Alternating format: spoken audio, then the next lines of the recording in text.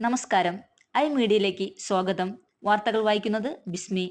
സംസ്ഥാനത്തെ കിടപ്പാടങ്ങളുടെ ജപ്തി റദ്ദാക്കണമെന്നാവശ്യപ്പെട്ട് സർഫാസി വിരുദ്ധ ജനകീയ പ്രസ്ഥാനം തിരുവനന്തപുരം ജില്ലാ കമ്മിറ്റി സെക്രട്ടേറിയറ്റിന് മുന്നിൽ പ്രതിഷേധ ധർണ സംഘടിപ്പിച്ചു.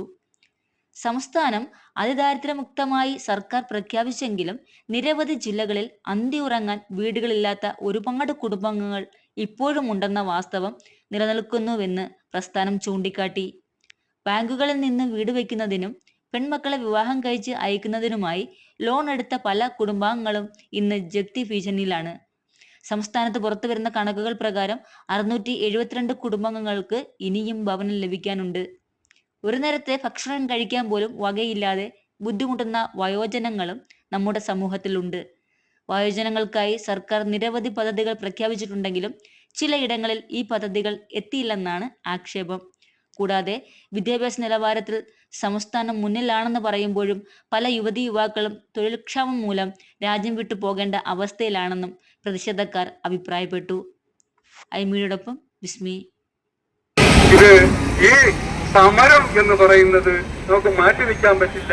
സമരത്തിൽ കൂടി മാത്രമേ ഇതെന്തെങ്കിലും നമുക്ക് നേട്ടം ഉണ്ടാവൂ. നിങ്ങൾ ഇപ്പോൾ നേരത്തെ പറഞ്ഞിട്ടുള്ള ഒരു കാര്യം, അതിദരിദ്രരെ കണ്ടുപിടിച്ച് അവരെ ദാരിദ്ര്യത്തിൽ നിന്നും മോചിതമാക്കി എന്ന് പറഞ്ഞിട്ട് ഒരു വലിയ പ്രഖ്യാപന ഒരു സെക്രട്ടേറിയറ്റ് ബാങ്ക് സെക്രട്ടേറിയറ്റിൽ ദുനിയാവ് നടത്തിരുന്നു. നമ്മളൊന്ന് ആലോചിക്കുക, ഞാൻ ഈ ആദിവാസി കോളനിയിലൊക്കെ പോകുന്ന ഒരാളാണ്.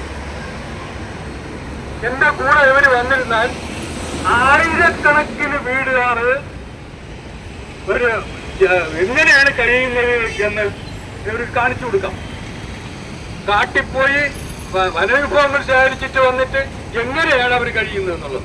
ഒരു പക്ഷേ അവർക്ക് ഈ സൗജന്യ റേഷൻ കൊടുക്കുന്നതിന്റെ പേരിൽ ആഹാരം കിട്ടിയിരിക്കും.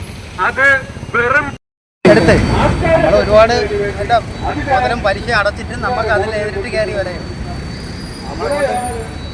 നമുക്ക് സുഖമില്ലാതായി നമ്മളവിടെ അടയ്ക്കാനും ഒക്കില്ല. അങ്ങനെയാണ് നമ്മൾ ഈ സംഘടനയിൽ വന്നത്. ഇപ്പോൾ ദാരിദ്ര്യത്തേക്ക് മേളിലാണ് കേരളം എന്ന് പിണറായി സർക്കാർ പറയുന്നുണ്ട്. അപ്പോൾ എന്തുകൊണ്ടാണ് നിങ്ങൾ ഈ സമരം കൊണ്ട് ഉദ്ദേശിക്കുന്നത്? ഒക്കില്ല, ഈ ബാങ്കുകളിൽ അടയ്ക്കാൻ പരമാവധി നമ്മൾ അടച്ചു കഴിഞ്ഞു. എല്ലാവരും പലിശ പോയി. ഇപ്പോൾ 2 ലക്ഷം, നമുക്ക് 4 ലക്ഷം ആയിരിക്കും. 2 ലക്ഷം രൂപയാണ് ലോൺ എടുത്തിരിക്കുന്നത്. 2 ലക്ഷം രൂപയാണ് എടുത്തത് മോളെ വിവാഹത്തിന്. ഇപ്പോൾ 4 ലക്ഷം രൂപ. ഇപ്പം 2 ലക്ഷം രൂപ അടയ്ക്കാൻ പലിശയുടെ മുകളിൽ പലിശയായി. ഇപ്പോൾ അത് 4 ലക്ഷത്തിന് പുറത്തായി എന്നാണ് പറയുന്നത്.